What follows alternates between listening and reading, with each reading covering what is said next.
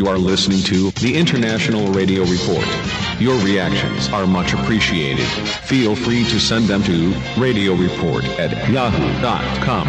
That is, radioreport@yahoo.com. Thank you. Welcome, everyone, to the International Radio Report on CKUT 90.3 FM in Montreal. My name's Sheldon. I am here with Jill. It is our show for Sunday, April the 24th. We thank you for tuning in to us. We have 30 minutes of news and information for you from the world of radio, some local information, some U.S. and international stories as usual. If you'd like to reach us, our email address is radioreport@yahoo.com. We are live streaming and archived at ckut.ca. Our Facebook group took a bit of a spike this week. We have 10 new members joining us. We welcome Jenny, Bill, Fatri, Vitali, Rich, Todd, Mikhail, Jayanta, Kenny, and Peter, bringing us to 762 members. We thank you all for checking in there. It's a great place to hang out on the Facebook group. We do post our stories from the show, plus other stories that we don't get to in our 30 minutes every week. So do check it out, and we invite you to post up stories for us as well. We also have our YouTube channel if you'd like to go and check the show out at your leisure. It is, look for International Radio Report on YouTube. We have 616 subscribers to the channel right now, so you can subscribe there and find out every time the new shows get posted up there. So we have a lot of information this week. We'll start off with a local item, and it involves an editorial, a story that I wrote, or a letter to the editor in our Montreal English language newspaper, the Montreal Gazette. There was a story that appeared earlier this week about the, it was headlined Live Broadcasts, and broadcast being the key word, on the Prime Minister's Facebook page must be bilingual. And this comes from the Commissioner of the Official Languages of Canada, government body. When I saw the word broadcast, I thought, well, why are they concerned about broadcasts? The CRTC controls broadcasting in Canada. So anyways, I took the opportunity to send a letter, and this was an issue about a handful of people who basically complained that there wasn't simultaneous translation available for the Prime Minister's talk. He was actually introducing the new Governor General. And I thought, well, you know, this brings up that whole subject that we've talked about on the show quite a bit about why in a bilingual province and bilingual city, especially a bilingual city, Montreal, why don't we have a bilingual radio station? But no. CRTC says you can't do that. And we've talked about a station years back that tried to do it and got their wrists slapped for it, Shom FM.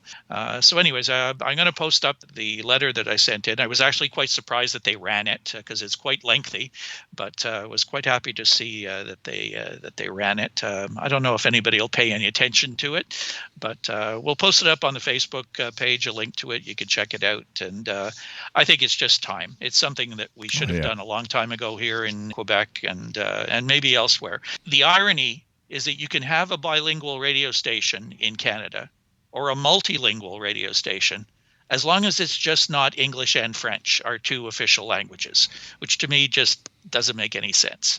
You know, you can have an English-Greek station, you could have a French and Creole, any mix you want, but you can't have English and French together. It's just crazy.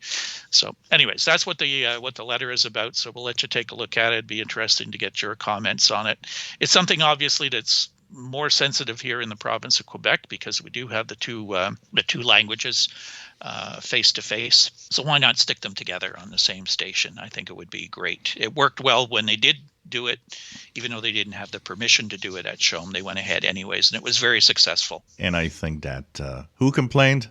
The other broadcasters. I don't think a single listener complained about that. No, the reports came out. It was the French language station owners, music stations in particular, who were losing listeners to the English station because the English station was now having bilingual announcers and playing both English and French music English people liked it. They were getting exposed to French music and French artists. The French artists really liked it because their music was getting onto an English station with new listeners. It just worked out well for everybody. But CRTC said, no, can't do that. So we are still there today, many years later. We're talking decades ago. It was like, 70s and 80s, I guess, end of the 70s, maybe into the 80s, where CHOM tried to do that. And they haven't been allowed to do it since. So anyways, I'd be curious to see what you have to say about it. They'll have to call it the first franglais station in Quebec. Would be great. Oh, man. So we have a news item about WNYC recordings that go into the National Registry. This is via Radio Inc. Public radio stations WNYC's broadcast from 9/11 were inducted into the Library of Congress National Recordings Registry this week. The station broadcast the chaotic first details of the attack on the World Trade Center from its studios just blocks away. And the station would struggle to keep its signal live because its transmitters were atop one of the towers. Remarkably, the WNYC staff remained on the air throughout the day. On Wednesday, Librarian of Congress Carla Aden named a total of 25 recordings as audio treasures worthy of preservation for all time based on their cultural, historical, and aesthetic importance and the nation's recorded sound heritage. The National Recording Registry reflects the diverse music and voices that have shaped our nation's history and culture through recorded sound, Hayden said. The National Library is proud to help preserve these recordings, and we welcome the public's input. We received about 1,000 public nominations this year for recordings to add to the registry. The recordings selected for the National Recording Registry bring the number of titles on the registry to 600, representing a small portion of the National Library's vast recorded sound collection of nearly 4 million items. So this is great, and I'm just thinking about of those 4 million items, all of the interesting historical moments that must be in there. Yeah, you hear some of them broadcast every once in a while when an anniversary of a big event comes up. The famous Hindenburg explosion, and the War of the Worlds broadcast on Halloween that Orson Welles did decades and decades ago. And now I've heard some of these broadcasts from the day that the towers fell in New York City, and it's pretty dramatic stuff, definitely historical. So a good thing to hear that they're being preserved. This is much like our friend Thomas Witherspoon is doing with the shortwave archives, recordings of that people have captured of famous broadcasts on shortwave and putting them together in an archive. So it's really good that people are doing this and preserving this type of thing. We next have word of a college radio station that's been doing very well for themselves. Impact 89 FM wins its 18th Michigan Association of Broadcasters College Radio Station of the Year since 2000. The award was presented to the executive board on April the 7th and subsequently to the entire staff on April the 12th. The Michigan Association of Broadcasters officially recognized the station via a virtual ceremony on April 13th. General Manager Jeffrey Whiting said the honor was a reflection of the individual efforts of everyone on staff. It's really showing that our students are contributing in all sorts of different ways that really made for a well-rounded radio station that fits the needs of students and our community. He also said the level of success the station has seen this year is inspiring, as it was uncertainty going into the first in-person academic year since the beginning of the COVID-19 pandemic. We didn't really know how things would go, especially coming back. We didn't know if we'd have the same level of staffing. It's actually been the opposite. They feel that there's a good community here at the radio station, and we're just so happy that all the students are involved. The station also won the College Radio Station of the Year Pinnacle Award from the College Media Association in November. That was their first time winning the national title. In addition to the station-wide award, 10 individual or team awards were presented to various staff members. As for next year, the station is making moves towards upgrading sports and podcast coverage. We're planning on some big moves in sports. We're redoing our sports studio, so we're going to be doing more podcasts. We're going to add some video components and really step up our game there, Whiting said. So we're really excited about that for next year. So winning that award 18 times since 2000. So 18 out of 22 years. Pretty amazing for one radio station to be that successful, and it being a college radio station at that. Hey, we need to have that with CKUT now. Yeah. Well, we do keep winning some awards in the Montreal poll that's taken every year by one of the tabloid newspapers in Montreal. CKUT always does very well in that annual poll in the Best of Montreal Awards. So, hey, maybe one day. So we have coming up a little clip. It's about 2 U.S. cities that host Russia-backed radio station that spreads war propaganda. This is from Anderson Cooper 360 on CNN.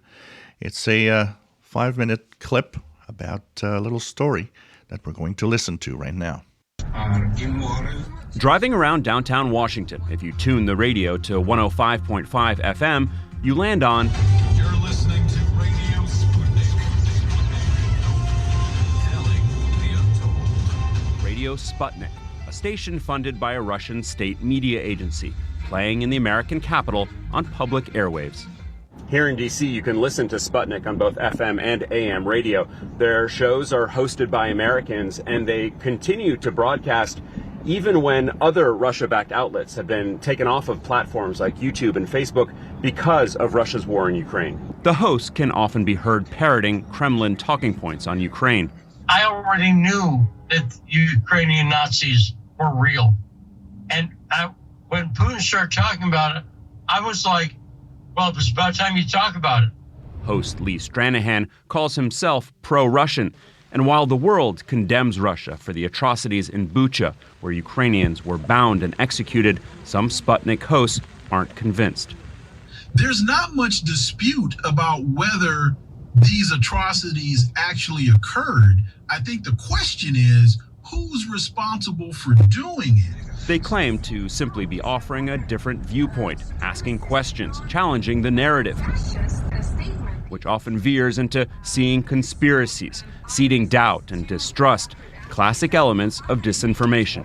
The companies that put Sputnik on the air are forced to register as foreign agents with the Justice Department.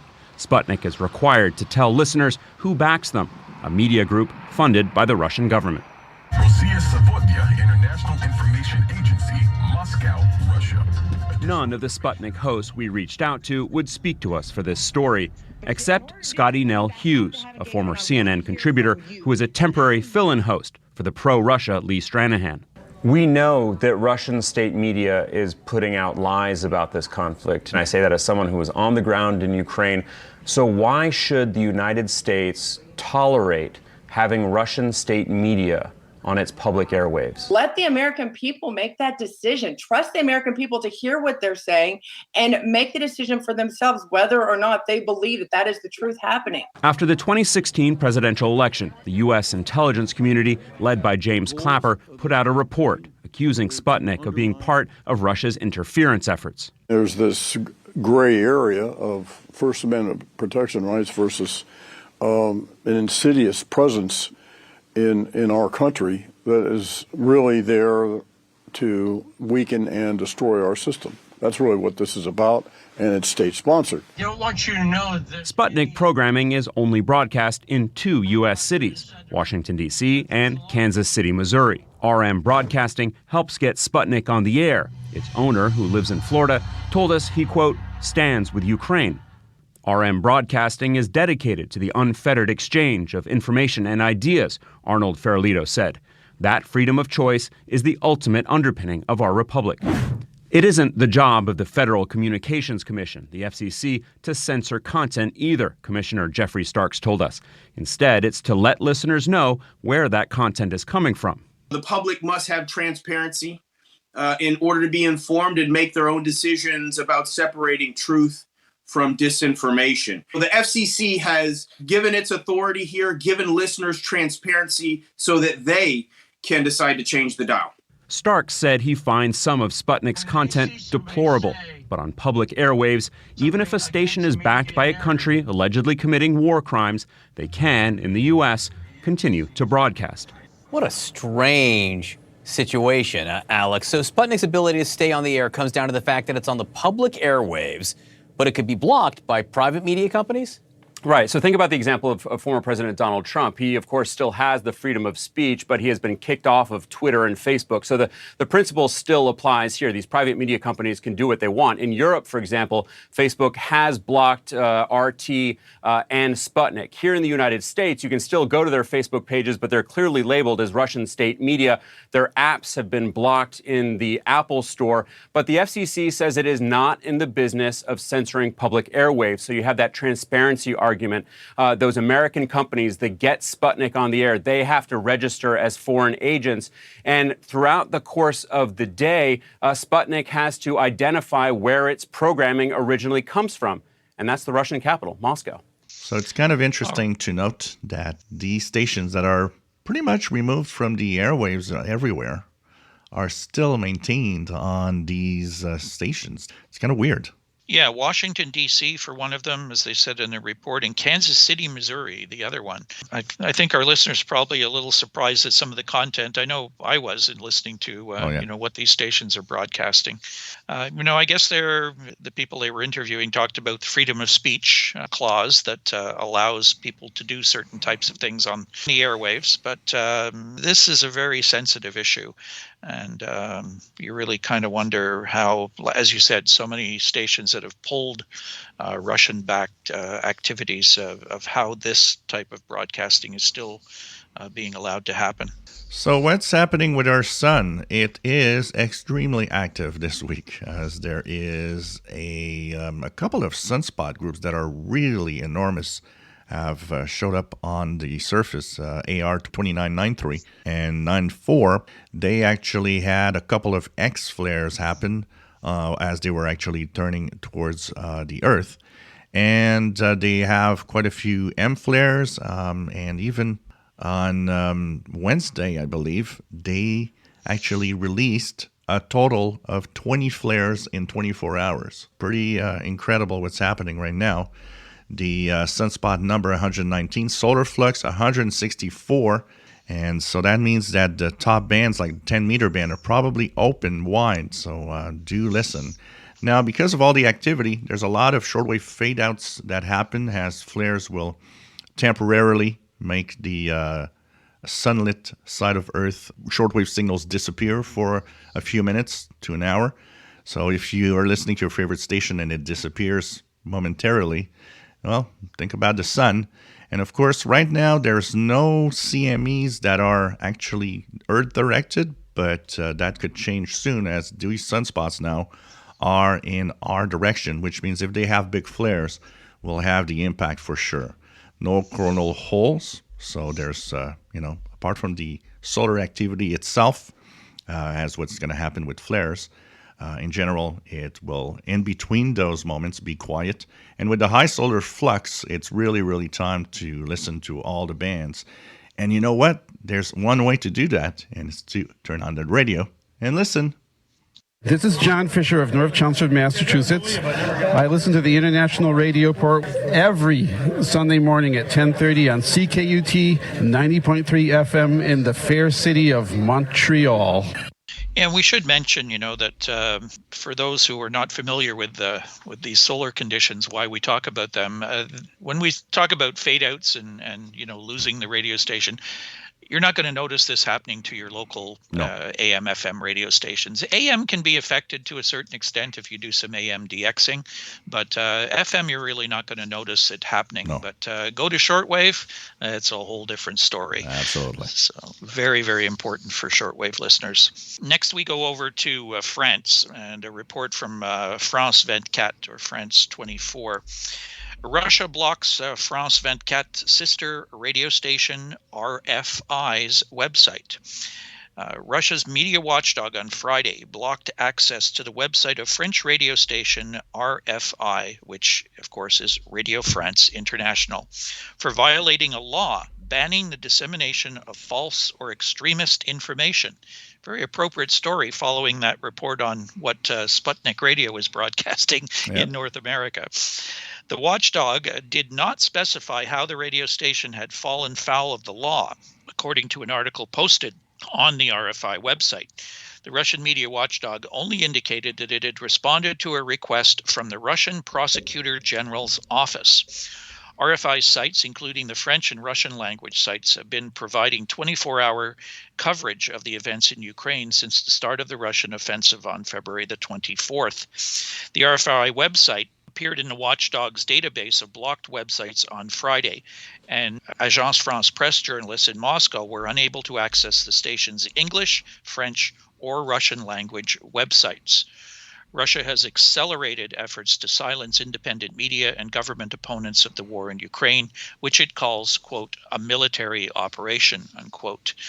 Russian lawmakers recently passed a law introducing up to 15 years in jail for publishing information about the military deemed false by the government. Authorities have also restricted access to dozens of independent media outlets, also blocking access to Facebook, Twitter, and Instagram. Early Friday, Russian authorities blocked access to the Russian language website of the independent news outlet, the Moscow Times, over its Ukrainian coverage.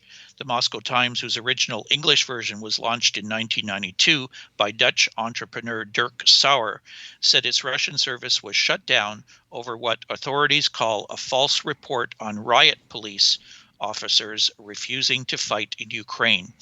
The English language website of the publication has not been affected. We see how difficult it is to get the news out when war happens, showing us that we need to have really many ways of being able to send out news because it's easy to block everything. And like we said, it's interesting that they block Western news outlets, but that we don't necessarily block the ones coming out of Russia. Yeah, kind of strange, eh? So there's the Taliban that decides to ban international media for airing in Afghanistan via a radio reporter. There's a theme to the show today, huh? Banning broadcasts. Since 28 March, the Taliban have banned the possibility of repeating foreign broadcasters' programs on Afghan territory. The first to stop broadcasting was the BBC, which asked for the decision to be revoked because programs in Persian, Pashto, and Uzbek are still only receivable by those with a satellite dish, 20% of the estimated 6 million listeners. Before the American withdrawal, the BBC also had dozens of FM installations in various parts of the country, including 2 in Kabul on 89 and 101.6 MHz FM.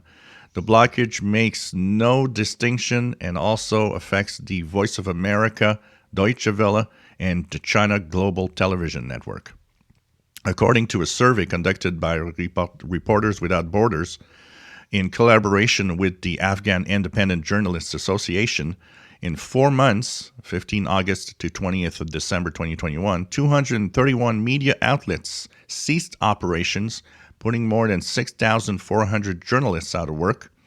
And women are the hardest hit. 4 out of 5 have been sent home. And who knows how many positions Afghanistan will lose in the World Press Freedom Rankings drawn up by the World Press Freedom Index, which measures press freedom in 180 countries around the world. In 2021 report, Afghanistan was already at 122nd place. So it's sad to hear that, you don't want news to go out, so you're just shutting down all news sources to make sure that no one says anything bad about you. It's rather depressing to it looks like they're going to narrow it down to, what the Taliban wants to go out on the radio or on the television, and that's basically all you're going to have. So what alternative do you have? Dig out that shortwave radio. Yep. It's a good way to go. And keeping with the theme of the program, it seems today, we go next to Africa, to Guinea-Bissau. This comes from Reporters Without Borders via Zach Liangas and the World of Radio. Guinea-Bissau radio station owners threatened with jail for not paying license fee. Reporters Without Borders condemns the harsh criminal penalties that Guinea-Bissau's government has threatened to impose on those operating privately owned radio stations if they have not paid their annual license fee. The immense majority of these cash-strapped radio stations have stopped broadcasting because of the threat. In a decree, the Communication Ministry warned radio station owners they could face a sentence of up to 3 years in prison if they are not up to date with their license fee payments of 250,000 CFA francs, or which is $380 euros a year. Only 12 of the country's privately owned and community radio stations have been able to pay the fee. The government already issued an order on the 7th of April to radio stations to stop broadcasting if they had not paid the fee. Bombalam FM, an opposition station, suspended broadcasting in response to this earlier warning. The cost of a license is very high for Guinea-Bissau's radio stations, which earn very little and are not subsidized by the state, unlike the print media. This measure is particularly outrageous given the very difficult economic environment in which the media operate, and above all, the government's failure to implement sustainable support strategies for the media, said the director of RSF's West Africa Bureau. In the current, very troubled political context, it is hard not to regard these threats as being designed to keep the media under control. We ask the authorities to reconsider this decision and to favor dialogue if they don't want it to be seen as nothing more than an attempt to silence critics. Capital FM journalist Umaro Sané described the decision as a serious threat and a perfect illustration of the government's relentless persecution of press freedom, and in particular his opposition radio station, which already had to close because of the attacks it suffered last February. The home of the host of the Capital FM Current Affairs program was targeted by Kalashnikov fire on February the 8th, while the day before, hooded armed men attacked the radio station, injuring several people. The repeated threats and attacks against journalists and media outlets have coincided with a period of political turmoil and violence ever since what President Embalo described as a failed coup attempt on February the 1st. Guinea-Bissau is ranked 95th out of 180 countries in the RSF's 2021 World Press Freedom Index. It's interesting because you also might be thinking of all of those stations that have not paid their license fees because they don't have the money. The pressure is maybe not equal on all of them, depending on your point of view also. And it's sad to see that, print media gets subsidizing, but not the radio. Yeah, particularly when the radio has probably a better reach than the print media does, of getting to just about everybody. So, it's, as you said earlier, it's a common thread that we're seeing in a lot of today's stories. So we have upcoming ham radio contests. Just 2 coming up next weekend. One of them is going to jam up the bands, I'm pretty sure. There are a lot of ham operators in Florida, and it is the Florida QSO party. Saturday 1600 Zulu to Sunday 0200. Then they take a break and return Sunday 1200 Zulu to 2200 Zulu. It's sponsored by the Florida Contest Group. Phone CW, mixed phone and CW modes. The bands are, though, only 40 through 10 meters. There's no 160 or 80 meters and no work bands. There's also the AGCW QRP party, 13 Zulu to 19 Zulu, May 1st, sponsored by the German Telegraphy Activity Group. And all modes are permitted, but QRP only, that means low power. So that is it for this week. We thank you for tuning in. Go to our Facebook group and check out some of the stories we talked about here today. And we do invite you to post up any comments or other stories that you may come across as you scour around your newspapers, internet, what have you. Always interesting getting stories from our listeners. Have a great week, everybody. We will talk to you again next Sunday with our next edition of the International Radio Report here on CKUT 90.3 FM in Montreal. Bye-bye for now. Bye-bye. Radio